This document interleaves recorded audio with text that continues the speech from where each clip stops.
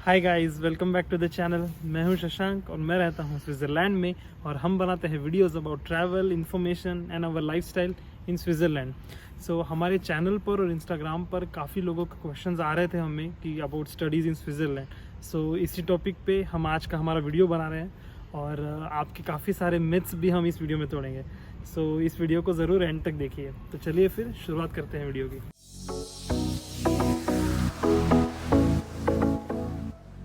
काफ़ी लोगों को ऐसा लगता है कि फ़ॉरेन में जाके पढ़ाई करना, वहाँ रहना और पूरी स्टडीज़, पूरा एजुकेशन वहाँ से करना, मतलब ये बहुत एक्सपेंसिव होता होगा। बट और ये सही भी है अगर हम बात करें यूएस या यूके के यूनिवर्सिटीज़ की, जहाँ पे लाखों की फ़ीस होती है। जो वहाँ की यूनिवर्सिटीज़ होती है उनकी फ़ीस मतलब लैक्स में होती है।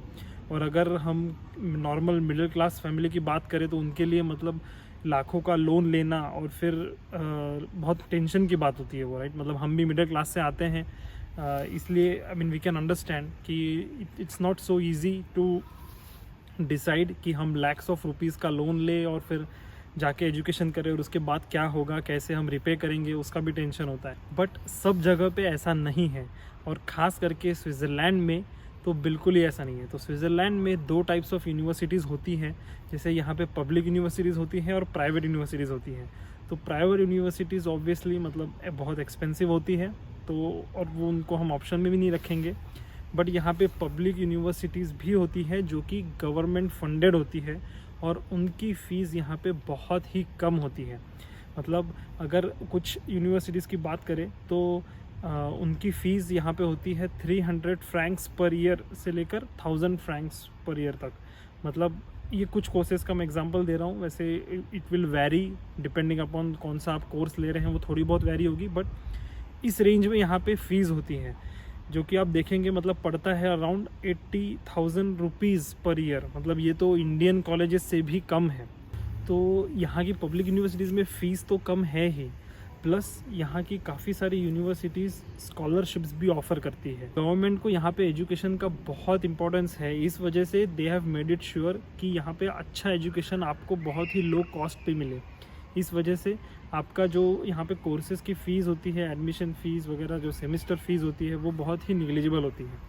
और यहाँ पे काफ़ी सारे स्कॉलरशिप प्रोग्राम्स भी होते हैं जो आपकी पूरी फ़ीस को कवर कर देंगे। और कुछ स्कॉलरशिप प्रोग्राम्स तो ऐसे होते हैं जिनमें आपकी फ़ीस तो ज़ीरो हो जाती है और साथ में आपको यहाँ पे रहने का खर्चा भी मिलता है, विच इज़ अराउंड 22,000 फ्रैंक्स तक के आपको पर ईयर मिलता भी है, जिसमें आपका पूरा रहना, खाना पीना सब कुछ हो जाएगा। तो आप बेसिकली आपका पूरा एजुकेशन फ्री में हो जाएगा। ऐसे भी यहाँ पे प्रोग्राम्स होते हैं। तो इस वीडियो में हम पब्लिक यूनिवर्सिटीज़ की ही बात करने वाले हैं। तो यहाँ पे क्वालिटी ऑफ एजुकेशन की अगर बात करें तो ऐसा नहीं है कि यहाँ की पब्लिक यूनिवर्सिटीज़ मतलब एजुकेशन लो क्वालिटी का होगा, ऐसा बिल्कुल भी नहीं है। आपको world class education and facilities यहाँ पे मिलेगी, इंफ्रास्ट्रक्चर आपको मिलेगा।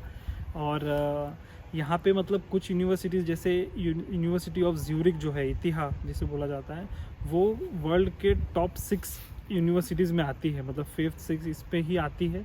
और बाकी भी जो यूनिवर्सिटीज़ हैं पब्लिक यूनिवर्सिटीज़, वो भी मतलब वर्ल्ड के टॉप 100 यूनिवर्सिटीज़ में आते हैं। So it's really good. और आपको जहाँ पे जो स्टैंडर्ड ऑफ एजुकेशन है वो भी आपका एकदम टॉप क्लास रहेगा। सिलेबस और इनका करिकुलम जो डिज़ाइन इस तरह से होता है कि आपको ज़्यादा से ज़्यादा प्रैक्टिकल नॉलेज मिल सके। इस वजह से ये बहुत ही इफ़ेक्टिव यहाँ का एजुकेशन सिस्टम है। और यहाँ पे जो एग्ज़ाम्स वगैरह भी होते हैं वो उसमें भी काफ़ी सारे एग्ज़ाम्स मतलब ओपन बुक एग्ज़ाम्स होते हैं, जिसमें आपको आपकी इसलिए प्रैक्टिकल एप्लीकेशन और अप्लाइड इन्फॉर्मेशन पे आपका ज़्यादातर फोकस होता है। और आप एग्ज़ाम में बुक खोल के भी आप आंसर कर सकते हैं। कहीं कहीं पे ऐसे चीट शीट्स भी अलाउड होते हैं, मतलब पूरी बुक अगर आप ना ले जा सके तो चीट शीट्स भी अलाउड होती है, जिसमें आप इंफॉर्मेशन लेके जा सकते हैं लिख के, और देन आप अपना एग्ज़ाम दे सकते हैं। और यहाँ पे रिसर्च और डेवलपमेंट पे भी काफ़ी सारा फोकस दिया जाता है, इसलिए यहाँ के कुछ पीएचडी प्रोग्राम्स वगैरह तो ऐसे हैं जिसमें आपको 60,000 फ्रैंक्स से लेकर 90,000 फ्रैंक्स तक के पर ईयर आपको स्टाइपेंड भी मिलता है। मतलब आप पढ़ाई करते करते आपको इतना स्टाइपेंड भी मिलेगा, आप तो अभी जॉब भी नहीं कर रहे हो। इतना यहाँ पे फोकस है रिसर्च और डेवलपमेंट को लेकर। इस वजह से मतलब आप समझ सक रहे होंगे कि यहाँ पे कितना फोकस, कितना इम्पोर्टेंस दिया जाता है एजुकेशन को। इसलिए क्वालिटी ऑफ एजुकेशन यहाँ पे एकदम टॉप क्लास मिलेगा। और यहाँ की यूनिवर्सिटीज़ से अगर आप लेते हैं डिग्री, तो आपका मतलब एक्चुअली यहाँ की यूनिवर्सिटीज़ मतलब ब्रांड नेम है। तो आपके रिज्यूमे में अगर यहाँ की यूनिवर्सिटी आती है तो ऐसे ही आपको कॉम्पिटिटिव एज मिल जाती है। So that is another benefit यहाँ से एजुकेशन लेने का। तो अगले टॉपिक पे आते हैं हमारे, जो कि है अपॉर्चुनिटीज़ इन डिफरेंट फील्ड्स। तो हमें इस बारे में भी क्वेश्चंस आते हैं काफ़ी कि अलग अलग फील्ड से हम हैं, जैसे आर्ट्स से हैं वगैरह, तो यहाँ पे क्या स्कोप रहेगा। तो यहाँ पे एक्चुअली कंप्यूटर साइंस, इंजीनियरिंग और मेडिकल्स, इनके प्रोग्राम्स तो हैं ही, बट अपार्ट फ्रॉम दिस बाकी अदर सेक्टर्स जैसे humanities, social work, agriculture, arts, performed arts, applied sciences, मतलब सारे कोर्सेज आपको यहाँ पे मिल जाएंगे यहाँ की यूनिवर्सिटीज़ में। और इंग्लिश में भी है वो। तो ये भी एक मिसकंसेप्शन होता है कि स्विट्ज़रलैंड है तो कौन सी लैंग्वेजेस में कोर्सेज वगैरह होंगे। तो इसकी एक बहुत ही अच्छी साइट है, तो स्टडीइंग इन स्विट्ज़रलैंड, उसके लिंक मैं डिस्क्रिप्शन में दे दूँगा। तो आप वहाँ पे आपको पूरी लिस्ट मिल जाएगी कि कौन से कोर्सेज़ यहाँ पे होते हैं इंग्लिश में। तो वो भी आप जाके देख सकते हैं और डिटेल में आप सिलेक्ट कर सकते हैं कि आपको कौन सा कोर्स चाहिए। तो यहाँ पे आपको ग्रेजुएशन, पोस्ट ग्रेजुएशन, मतलब मास्टर्स के सारे कोर्सेज़ आपको यहाँ पे, आप दोनों चीज़ें कर सकते हैं यहाँ पे आके।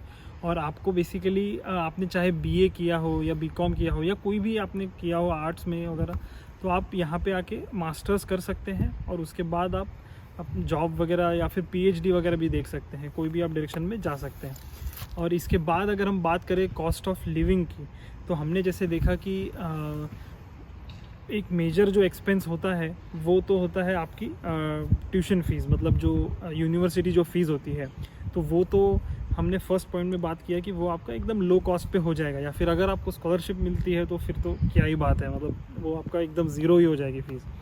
बट अपार्ट फ्रॉम दैट जो आपके बाकी खर्चे होते हैं, जैसे कि मतलब रेंट, यहाँ पे जहाँ भी आप रहेंगे, अकोमोडेशन, कॉस्ट ऑफ अकोमोडेशन, और बाकी रहना, खाना पीना, या जो भी एक्टिविटीज़ आप करेंगे दूसरी, तो उसके भी जो एक्सपेंसेस हैं उसकी भी आप टेक केयर कर सकते हैं, क्योंकि यहाँ पे पार्ट टाइम जॉब्स के बहुत ऑप्शंस अवेलेबल होते हैं। सो इसका मतलब आप यहाँ पे रह के पढ़ाई भी करेंगे और साथ में आप काम भी कर सकते हैं। और यहाँ पे एक्चुअली जो लोकल लोग हैं वो भी ये प्रीफर करते हैं ऐसा करना।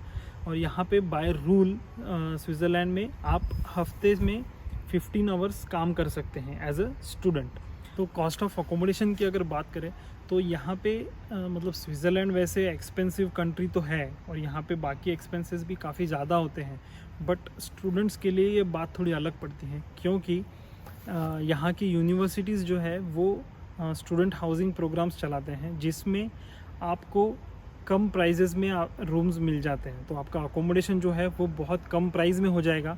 तो इसके लिए आप जो भी यूनिवर्सिटी के लिए अप्लाई कर रहे हैं उस यूनिवर्सिटी की साइट पे जाके आपको ये इन्फॉर्मेशन देखनी है कि how they are providing the student housing, तो जिसमें आपको बहुत ही कम प्राइस में आपका अकोमोडेशन आराम से मिल जाएगा।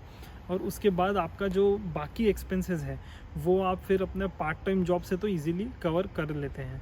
तो यहाँ पे different types of part time jobs आपको इजीली मिल जाएंगे, जैसे किसी शॉप में काम करना या फिर डिलीवरी में काम करना, रेस्टोरेंट्स में बहुत सारे ऑप्शंस अवेलेबल होते हैं, या फिर आपके यूनिवर्सिटी में भी असिस्टेंटशिप्स के वगैरह जॉब्स होते हैं, आप वो भी ले सकते हैं, या फिर इसके बाद आप इंटर्नशिप वगैरह कर सकते हैं। तो बहुत सारे ऐसे ऑप्शंस हैं जिससे आप अपना खर्चा आराम से उठा सकते हैं। इवन आप बाकी भी खर्चे जैसे आपके गैजेट्स, मोबाइल, लैपटॉप, ये सब चीज़ें करके भी आप आराम से उसमें आपका पूरा एक्सपेंस कवर हो जाएगा। बस एक रूल का आपको ध्यान रखना है, मतलब स्विट्ज़रलैंड में ऐसा रूल है कि नॉन यूरोपियन मेंबर्स, जैसे अगर आप यूरोप से बाहर से आ रहे हैं यहाँ पे स्टडी करने के लिए, तो फर्स्ट 6 मंथ्स आपको काम करना अलाउड नहीं है। तो उसके बाद में आप काम कर सकते हैं। तो 15 आवर्स पर वीक आप काम कर सकते हैं और उसके बाद समर में तो आप फुल टाइम जॉब कर सकते हैं।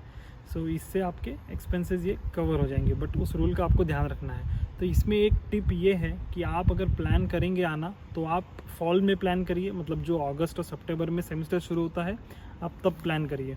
और अगर आपको ये लग रहा है कि आप ये सब कैसे कर पाएंगे, मतलब पढ़ाई भी करना, स्टडी करना और साथ में जॉब भी करना, ये कैसे हो पाएगा, बट बिलीव मी मतलब ये पॉसिबल है, पता है क्योंकि यहाँ पे लोकल लोग भी ऐसे ही करते हैं। क्योंकि यहाँ पे कैसा है कि मतलब वेस्टर्न वर्ल्ड में ना ज़्यादातर ऐसा होता है कि जो स्टूडेंट्स मतलब बच्चे जब बड़े हो जाते हैं और जब वो कॉलेजेस में वगैरह जाते हैं तो पेरेंट्स उनका उतना ज़्यादा खर्चा नहीं उठाते हैं, तो वो लोग भी खुद मतलब पढ़ते हुए काम करते हैं। और ये आपको दिखेगा, मतलब आप जब यहाँ पे आएंगे और आपके फ्रेंड्स बनेंगे तो वो सब लोग भी वैसे ही कर रहे होंगे, तो इसलिए आपको इतना लगेगा नहीं और ये हो जाएगा अच्छे से। हमने जो भी पॉइंट्स अभी देखे तो उससे आपको ध्यान में ये आएगा कि अगर आप पूरा देखेंगे ओवरऑल तो आपको खर्चा नहीं ही लग रहा है, मतलब ना के बराबर आपको खर्चा लगेगा, क्योंकि आपकी फ़ीस भी पूरी टेक केयर हो जाएगी।